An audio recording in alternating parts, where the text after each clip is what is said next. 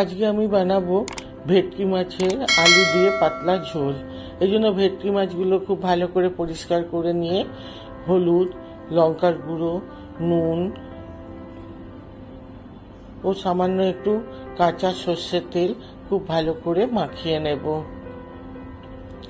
এভাবে এপিট ওপিট করে সুন্দর করে মাখিয়ে নেব।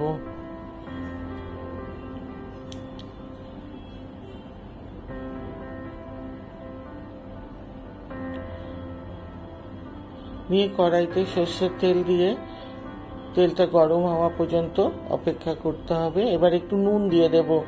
তেলের মধ্যে নুন দিয়ে দিলে মাছগুলো লেগে যায় না, নয়তো অনেক সময় ভাজার সময় মাছগুলো কড়াইয়ের সাথে চিপকে যায়। নুন দিয়ে দিলে চিপকাবে না। এইভাবে আমি মাছগুলো লাল করে ভেজে নেব। এপিট ওপিট করে লাল করে ভেজে নিতে হবে মাছগুলো। এভাবে সুন্দর করে ভেজে নেব মাছগুলো।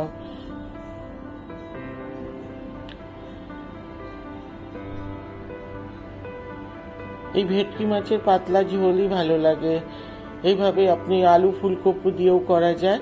এবার ওই তেলেই আমি লম্বা লম্বা করে কিছুটা আলু কেটে নিয়েছি। আলুটাও একদম লাল করে ভেজে নিতে হবে। এভাবে লাল করে ভেজে নেব। দেখুন সুন্দর একটা কালার এসে গেছে। এবারে আমি উঠিয়ে নেব আলুগুলোকে। এবারে ওই তেলের মধ্যেই গোটা গরম মশলা দিয়ে দেব, যেমন তেজপাতা, দারচিনি, লবঙ্গ, ছোট এলাচ, জিরে, সব ওইগুলো ফোড়নের সুন্দর যখন গন্ধ বেরোবে ততক্ষণ ভেজে নেব। এবারে একটা বড় দেখে পেঁয়াজ আমি পিষে নিয়েছি। পেঁয়াজটাও লাল করে ভেজে নিতে হবে। এইভাবে পেঁয়াজটাও লাল করে ভেজে নেব। যতক্ষণ লাল ভাজা না হচ্ছে ততক্ষণ ভেজে নেব। এবার একটু রসুন আদা পেস্ট দিয়ে দিলাম। আদা রসুনে যতক্ষণ কাঁচা গন্ধটা না যাচ্ছে ততক্ষণ পর্যন্ত ভেজে নিতে হবে। এবারে আমি কিছুটা কাশ্মীরি লঙ্কার গুঁড়ো দিয়ে দিলাম। এই সময় কাশ্মীরের লঙ্কার গুঁড়োটা দিলে সুন্দর একটা কালার আসে। এবারে আমি একটা কোচানো টমেটো দিয়ে দিলাম। টমেটো না গলা পর্যন্ত টমেটোটাকে ভালো করে কষে নিতে হবে। এবারে জিরে গুঁড়ো, ধনের গুঁড়ো, লঙ্কার গুঁড়ো দিয়ে একটু জল দিয়ে খুব ভালো করে কষে নেব। যতক্ষণ তেল না ছাড়ছে ততক্ষণ পর্যন্ত কষে নিতে হবে।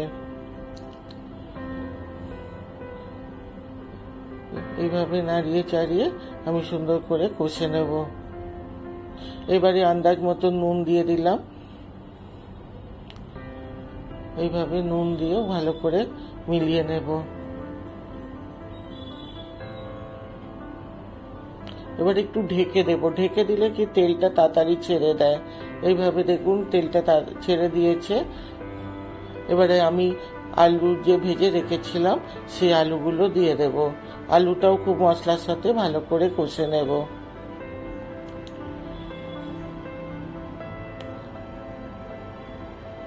নিয়ে কিছুটা ধনে পাতা দিয়ে দিলাম।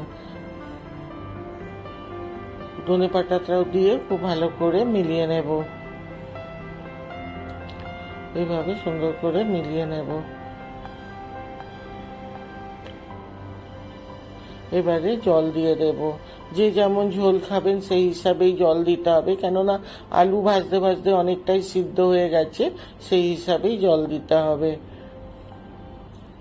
এবার আলুটা যতটা বাকি আছে ততটা সিদ্ধ করে নেব।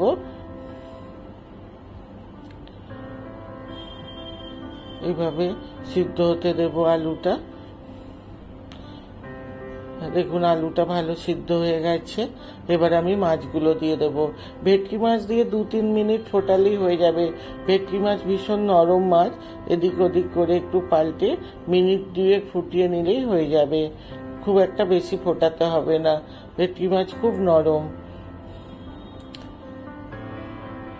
এবারে উপর থেকে ধনে পাতা ও কাঁচা লঙ্কা দিয়ে পরিবেশন করব।